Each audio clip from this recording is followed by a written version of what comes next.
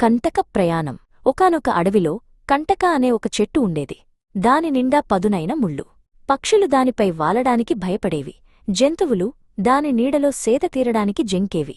నా దగ్గరికి ఎవరూ రారే అని కంటక ఎప్పుడూ బాధపడేది. ఒకరోజు ఆ అడవిగుండా జీవ అనే నది ప్రవహిస్తూ కంటకను చూసింది. ఎందుకంత విచారంగా ఉన్నావు మిత్రమా అని అడిగింది. నా ఈ ముళ్లవలనే నేను ఒంటరినయ్యాను. ఇది నా నైజం, నేను మార్చుకోలేను అంది కంటక కన్నీళ్లతో. జీవ నవ్వి, నీ నైజం ముళ్ళు కాదు, పెరగడం. నీ మూల స్వభావం జీవించడం. నీ ముళ్లను కాదు, నీలోని జీవాన్ని చూడు. నీ శక్తిని, ఆకులని, పువ్వులని పూయించడానికి ప్రయత్నించు అని చెప్పింది. ఆ మాటలు కంటకలో ఒక కొత్త ఆశను చిగురింపజేశాయి. అది తన దృష్టిని ముళ్లమీద నుండి తన లోపలి శక్తిమీదకు మార్చింది. ప్రతిరోజూ తన సర్వశక్తిని కూడగట్టుకుని ఒక్క చిన్న ఆకునైనా మొలిపించాలని ప్రయత్నించేది. మొదట్లో చాలా కష్టంగా ఉండేది. ముళ్ళే మళ్లీ మళ్లీ మొలిచేవి. అయినా కంటక పట్టు వదల్లేదు.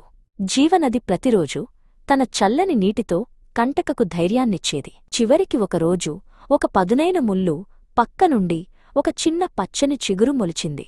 అది చూసి కంటక ఆనందానికి అవధుల్లేవు. తన ప్రయత్నం ఫలించింది. ఆ ఒక్క చిగురు వేల చిగుర్లకు దారితీసింది. నెమ్మదిగా కంటక నిండా పచ్చని ఆకులు, రంగురంగుల పువ్వులు పూశాయి. దాని ముళ్ళు ఆ ఆకుల కింద దాగిపోయాయి. వాటి పదునును కోల్పోయాయి. ఇప్పుడు పక్షులు దాని కొమ్మలపై గూళ్లు కట్టుకున్నాయి. జంతువులు దాని చల్లని నీడలో విశ్రాంతి తీసుకున్నాయి.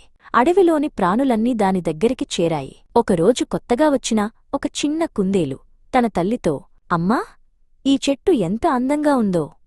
అవును, ఇది ఎప్పుడూ ఇలాగే అందరికీ నీడనిచ్చే ప్రేమమయమైన చెట్టు అంది తల్లి కుందేలు. కంటకకు ఒకప్పుడు ముళ్ళు ఉండేవని దానికి గుర్తుకూడా లేదు. కంటక తనను తాను పూర్తిగా మార్చుకుంది. దాని పాత సంస్కారం యొక్క ఛాయలు కూడా మిగలలేదు. దానిని చూసి అడవిలోని మిగతా మొరటు మొక్కలు కూడా తమను తాము మార్చుకోవడం మొదలుపెట్టాయి. అలా ఒక చెట్టు సంపూర్ణ పరివర్తన మొత్తం అడవికే కొత్త అందాన్నిచ్చింది.